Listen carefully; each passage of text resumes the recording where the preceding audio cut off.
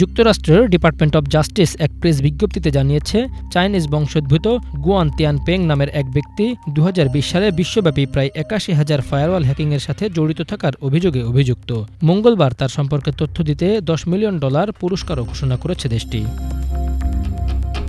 প্রকাশিত বিজ্ঞপ্তিতে গুয়ান তিয়ানফেং এবং তার সহযোগীদের বিরুদ্ধে Sichuan silence information technology company লিমিটেডে কাজ করার সময় দুর্বলতা ভেদ করে বিশ্বব্যাপী প্রায় 81,000 নির্দিষ্ট ফায়ারওয়ালে সাইবার হামলা চালানোর অভিযোগ আনা হয়েছে।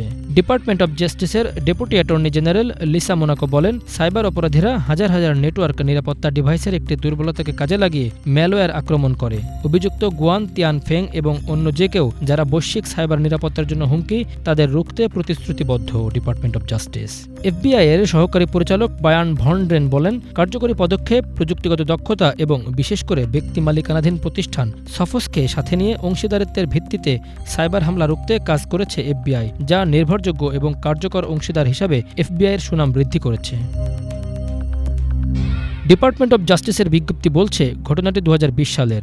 গুয়ান তার সহযোগীদের নিয়ে একটি ম্যালওয়্যার তৈরি করে একটি ব্র্যান্ডের ফায়ারওয়ালের দুর্বলতাকে কাজে লাগিয়ে বিশ্বব্যাপী প্রায় 81,000 ডিভাইসে হামলা চালায়। ডিভাইসের দুর্বলতাটিকে পরে CVE 2020122271 হিসাবে চিহ্নিত করা হয়। দুষ্কৃতিকারীরা ম্যালওয়্যারটিকে মূলত ফায়ারওয়াল থেকে তথ্য চুরির জন্য তৈরি করেছিল। হ্যাকাররা তাদের পরিচয় লুকাতে এমন একটি ডোমেইন ব্যবহার করে যা দেখে যে কেউ কারোরই মনে হতে পারে তা সাফোস কর্তৃক নিয়ন্ত্রিত। দলটির এমন কার্যক্রম নজরে আসতেই কার্যকরী পদক্ষেপ নেয় সাফোজ। বেঁচে যায় বিশ্বব্যাপী হাজারো প্রতিষ্ঠান। বিষয়টি নিয়ে অক্টোবরে কয়েকটি প্রতিবেদন প্রকাশ করে সাইবার সিকিউরিটি প্রতিষ্ঠান সাফোজ। তার মধ্যে প্যাসিফিক রিম নামে দীর্ঘ 5 বছরের একটি গবেষণাও রয়েছে। এই প্রতিবেদনে Sophos PRC based advanced persistence threats গ্রুপগুলো কিভাবে বছরের পর বছর নেটওয়ার্কিং যন্ত্রপাতিগুলোকে টার্গেটে পরিণত করেছে তার বিস্তারিত দেখানো হয়েছে, যেখানে গুয়ানের ব্যবহৃত CVE 2020122271 এর বিষয়ে আলোচনা করা হয়েছে।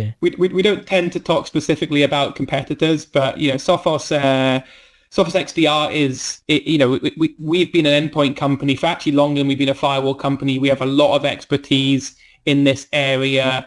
We have what we believe is the best ransomware protection in the industry from Sixa and our exploit prevention technology specifically.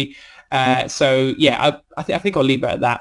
সাফোজের প্রতিবেদন প্রকাশের পর এফবিআই সরকারি সহ বিভিন্ন প্রতিষ্ঠানের ডিভাইস এবং নেটওয়ার্ক যন্ত্রপাতি সাফোজের সাথে পার্টনারশিপে তদন্তের কাজ শুরু করে। সবশেষ চাইনিজ বংশোদ্ভূত গুয়ান তিয়ানপেং এবং সিচুয়ান লাইসেন্স কোম্পানিকে অভিযুক্ত করে নিষেধাজ্ঞা দিয়েছে যুক্তরাষ্ট্র। এফবিআই এর Indianapolis field officer special agent in charge Hubert J Stapleton সাফোসের ভূয়সী প্রশংসা করে বলেন, এই সাইবার ঝুঁকি মোকাবেলায় সাফোজ অধিক পেশাদারিত্বের পরিচয় দিয়েছে। নির্দিষ্ট দুর্বলতাটিকে সাফোজ দ্রুত চিহ্নিত করেছে। আমাদের সাইবার স্কোয়াডের সাথে সাফোসের প্রচেষ্টায় এই হুমকি মোকাবেলা সম্ভব হয়েছে।